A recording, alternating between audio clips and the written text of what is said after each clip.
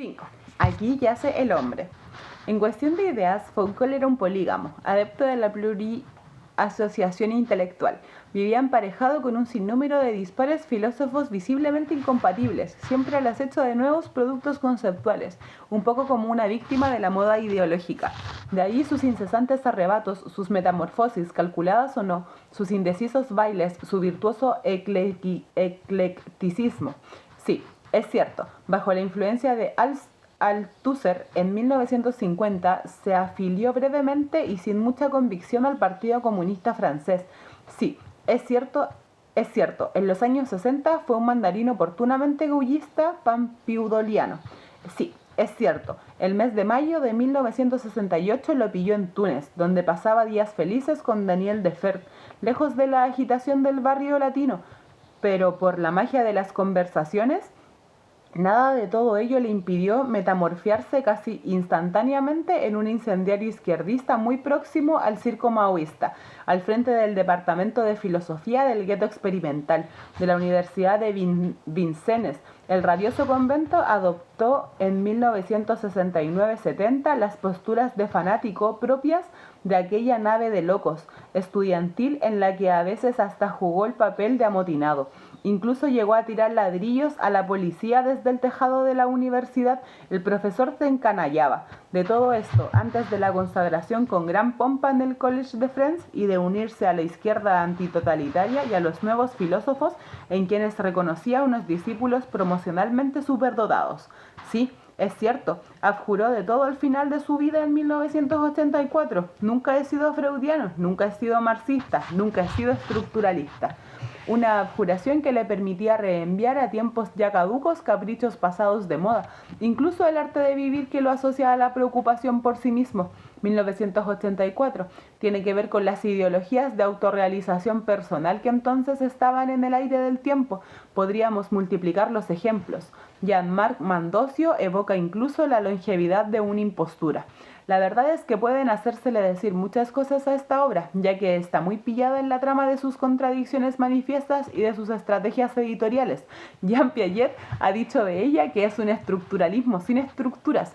También cabe sostener lo contrario. El último Foucault se echó atrás, excedido por ser copiado e imitado por su juventud en busca de eslóganes. Quería tomar distancia con la vulgata antiautoritaria, el estribillo de la cancioncilla antirrepresiva que hasta entonces había alentado. ¿Por qué no se inquietó antes del riesgo de piratería filosófica de su obra, al que lo exponían sus extravagantes simplificaciones y sus tomas de partido sin matrices? No soñemos. Los escrúpulos nunca sofocaron al personaje. Prefirió revestir el traje de padre indignado, avatar del padre indigno, dejando de reconocer a su progenitura y pensando en desheredarla, lo cual nos ha valido algunos divertidos malos entendidos, especialmente cuando el ex animador del GIP creyó oportuno chotearse en 1976 de toda una ideología ingenua y arcaica que convierte simultáneamente al delincuente en víctima inocente y en puro rebelde, el cordero del gran sacrificio social y en joven lobo de las futuras revoluciones.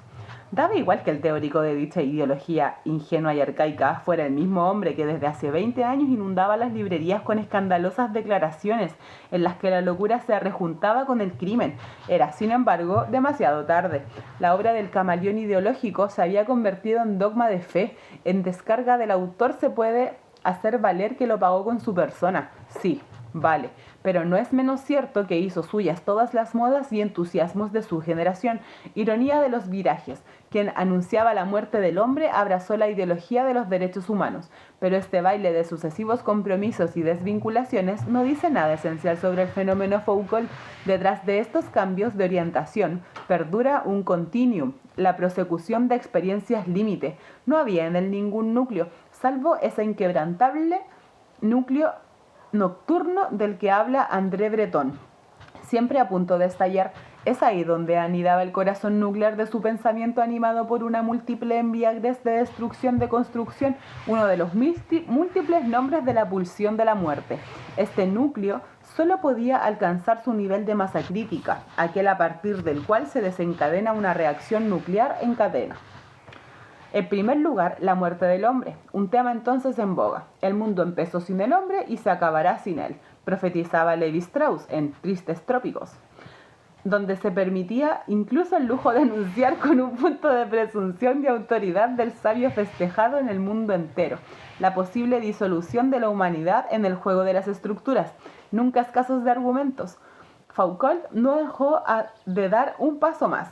El hombre, esa invención, lo reciente, cuya fecha y cuyo próximo fin quizás expresa la arqueología de nuestro pensamiento, un paréntesis antropológico, abierto a su juicio, a finales del siglo XVIII y que ahora se cierra.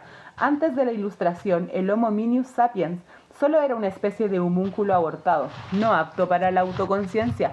Después es a lo sumo un objeto de antigüedad, cuyo obituario iba a ser escrito por Foucault.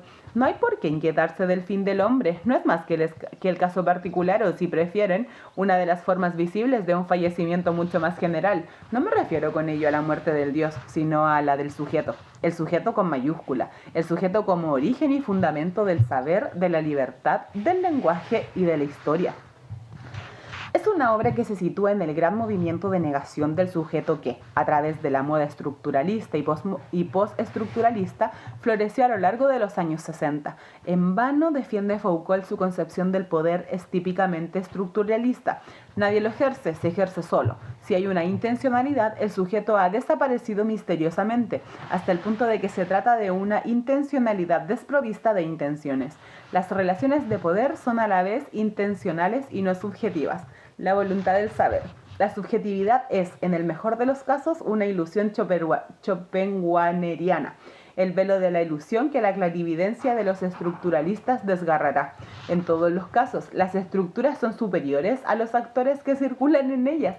No hay agentes históricos, solo epístemes impersonales. Reina el cómodo sé, cuya multitud nos recuerda hasta qué punto el estructuralismo cuenta una historia sin sujeto. Los únicos sujetos que surgen son trozos de humanidad, la vida de los hombres infames. También aquí Foucault quiere hacernos creer en la fábula de un cuerpo sin órganos, de un poder sin autoridad, de un discurso sin locutor. No es el hombre quien habla, es el lenguaje el que lo habla, así todo. El sexo, la locura. Es inútil buscar un sentido, solo hay una especie de efecto de superficie, un brillo o una espuma. Como señala Gerard Mendel en su Revuelta contra el Padre, en 1968, las palabras y las cosas solo son una realidad. Las palabras y las cosas solo son en realidad las palabras sin las cosas. Foucault retoma por su cuenta la expresión de Nietzsche: no hay hechos, nada más que interpretaciones, pero si solo hay interpretaciones, deja de haber verdad, solo hay enunciados, discursos, construcciones, juegos. Todo por consiguiente se convierte en un pretexto para producir efectos de poder, de libertad, de verdad. Todo relato, recital, narratología. Palabras, palabras, palabras, como cantaba Dalida. ¿Cómo no ver en este hiperrelativismo una filosofía de la sospecha, según la expresión de Paul Ricoeur, que la tomó de Natal Sarraute y de su seca y complaciente obra Era de la sospecha? No hay sentido, solo signos manipulables y manipulados que señalan una forma de poder y por tanto de dominación, de autoritarismo, por no decir de fascismo. Foucault siempre puso en escena sus fantasías, sus libros nunca tuvieron otra función, al borrarse el hombre como un rostro de arena a la orilla del mar, al final de las palabras y las cosas. Lo que queda claro es ante todo su deseo de aniquilación. Aquí yace Michel Foucault, todo era un pretexto para interrogar los orígenes, las famosas arqueologías, salvo los suyos. No hay genealogía del genealogista. Paradoja de las arqueologías Foucaultianas. Son la obra de un hombre habitado por una fobia a los principios y a los cimientos que arrastraba su identidad como una enfermedad vergonzosa. Da su nombre de pila. Paul Mitchell retiró el nombre de su padre, Paul. Ahora bien, la denegación del nombre del padre anuncia el reino de los hijos sin nombre y sin filiación, en el tiempo de los renegados.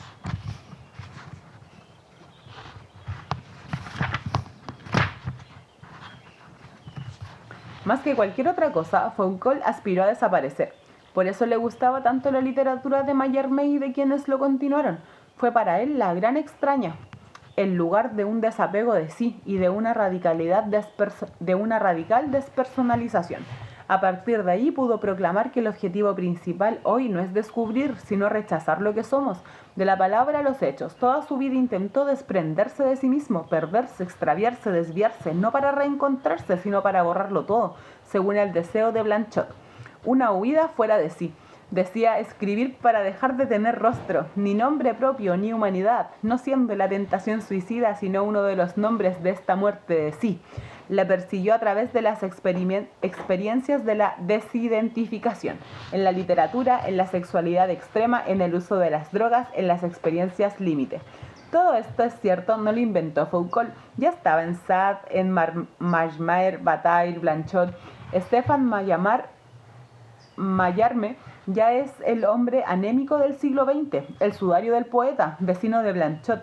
Todos van a tratar de borrar las huellas del crimen original, vivir, esperar, desesperar. Tanto Dios como el hombre han muerto, se acabó cualquier referente. Mallarmé y Blanchot, gnósticos, aspiran a una ascesis por el vacío, efectuando una completa inversión del Evangelio de San Juan. Al final ya no quedaba más que el verbo, un verbo sin sustancia, el juego autónomo del lenguaje en un desierto de significación. Y ese verbo, para negarse, no se hace carne, sino podredumbre. Más que el cisne de Mallarmé, son Georges Bataille y Maurice Blanchot quienes serán grandes intercesores para el joven Foucault, maestro de sacrificios. Bataille es, como mucho, el más notable. Siempre hubo un fondo de lo sublime en su abyección y una chispa lista para incendiar su noche negra. Energía sobreabundante, prodigalidad inagotable, morbidez asumida. Al menos él está a la altura de Sade. A falta de haber sido cura, se hizo demonio. Foucault heredará su propensión a las mortificaciones sadomasoquistas. Es él quien escribirá la presentación de sus obras completas en Gallimard, al igual que heredará su hegelianismo. Pese a que Hegel le interesaba el fauculto, tampoco como Marx, un Hegel revisado por Alexandre Kollebe, militarizado, con el cuchillo entre los dientes y listo a explotar en la cara las belicosas lecciones de Kollebe impartidas en la École Praxis des Hautes Études en el periodo de entreguerras y reunidas por Queneau en la posguerra bajo el título Introducción a la lectura de Hegel, marcaron duraderamente a la generación de Lacan, Aron, Kailonis, Leiris, Marlieu-Pont, Klossowski y naturalmente Bataille. La virtuosidad del maestro desinhibió en todos sus oyentes la relación de la violencia. Eran sensibles a las imperiosas paradojas de su profesor, aunque solo se quedaran con lo superficial, las palabras y su poder de evocación. Una de estas paradojas captará en particular la atención de Foucault, lo negativo, donde Kollebe veía el motor dialéctico de la historia, deshegelianizado, y adquirirá un poder casi mitológico. Lo absorberá todo como un auténtico agujero. La magia de lo negativo se hará parte maldita en Bataille, diferencia en Derrida, infamia en Foucault, y nada por doquier, dándole la vuelta al enunciado leibniciano. La French Theory la convertirá en pivote en su estéril mayéutica. ¿Por qué hay la nada en lugar de algo? Sí, ¿por qué hay la teoría French en lugar de algo? El otro contemporáneo fundamental, Maurice Blanchot, el joven Foucault, hubiera podido decir ser Blanchot o nada. Pensaba entonces convertirse en escritor y su primogénito en alquimista, que hubiera transformado el oro de las palabras en lingotes de plomo. Se presentaba aureolado de su secreto magisterio. Era para Foucault el modelo inimitable. Ofrecía el ejemplo más completo que cabía imaginar de borrarse del mapa. Nadie ignoraba de qué huía Blanchot, del pecado original de la extrema derecha que tomó en él un cariz temeroso y a lo Levinas. ¿Es esto lo que el autor de Thomas L'Obscur intentó borrar? Un poco como una operación de blanqueo de dinero sucio inscrito en un apellido blanqueado a la cal. Borrar los rastros, reflejo de culpabilidad. Foucault huía también, aunque nunca sabremos de qué. De Poitiers, donde nació de su padre cirujano en los años Vichy, encontró refugio en el pensamiento de afuera. Encontró refugio en el pensamiento del afuera. De Blanchot, que solo es una fuera del pensamiento, que lleva cada vez más lejos las fronteras de lo decible hasta lo indecible. Podría hacerse una historia de los límites, de esos gestos oscuros, necesariamente olvidados, tan pronto como se cumplen, por los cuales una cultura rechaza algo que será para ella lo exterior. Historia de la locura en la época clásica.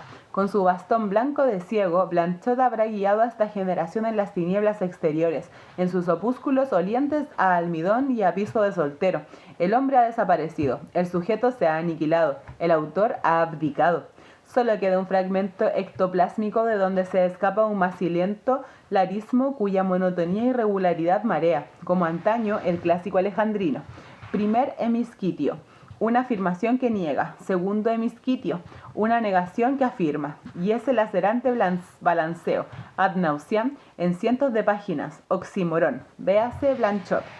Su obra es una inmensa tautología escrita en una lengua enlutada y mineral que ha abrazado las líneas huidizas de la derrelicción heideggeriana.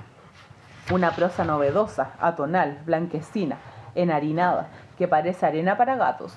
Noli me lo quiere, dijo Blanchot, no me leas, hay que tomarle la palabra. Foucault vale más que eso. Quiso degustar los poderes inquietantes y nocturnos, creyendo encontrar en los confines de lo humano una exoneración de la humanidad. Solo la muerte le esperaba, una muerte que está por todas partes en esta obra. Roussel murió de una sobredosis de droga, él de una sobredosis de sexo. Este es desde ahora el pacto faustiano cuyo dispositivo de sexualidad ha marcado en nosotros su tentación, y cambiar la vida entera contra el mismísimo sexo, contra la verdad y la soberanía del sexo. El sexo bien vale la muerte, en la voluntad de saber. Foucault siempre respondió a esta llamada del abismo: no hay sed de redención, sino de perdición.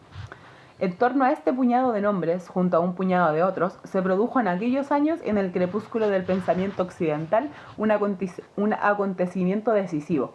Se le dio la vuelta a la alegoría de la caverna, partida de nacimiento del pensamiento europeo y parábola de su búsqueda del saber. Platón imaginaba que el hombre se iba a alzar en los caminos del conocimiento, apartándose en los transmundos regresivos y bárbaros. Se equivocaba. Los cavernosos superaban ampliamente a los luminosos. Es ahí donde todo sucede en verdad, en el fondo de la entrada sombría, en las profundidades del inconsciente, en las protestas de los locos y en los procesos de sublimación. Desde el fondo de la mazmorra, Seid, el astro negro, enseñó el camino.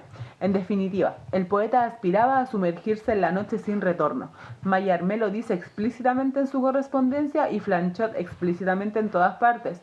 De lo que se trata es de hacerse cada vez más impersonal para sustantificarse y cerrar así la poesía con la esencia de la poesía. Una poesía extenuada, entenebrada, inmaterial, frígida, en vías de calcificación. El más acá del lenguaje, en lugar de la transmutación hacia la abstracción, antesala del vacío, un idealismo de la desidealización que conducirá a esta generación a volverse hacia la nada, como uno se vuelve hacia Dios, caída sin final. Por todas partes triunfa la tentación herética. La destrucción fue mi Beatriz, Mallarmé. Y así Orfeo regresa vivo a los infiernos, pero llevando un luto por la poesía.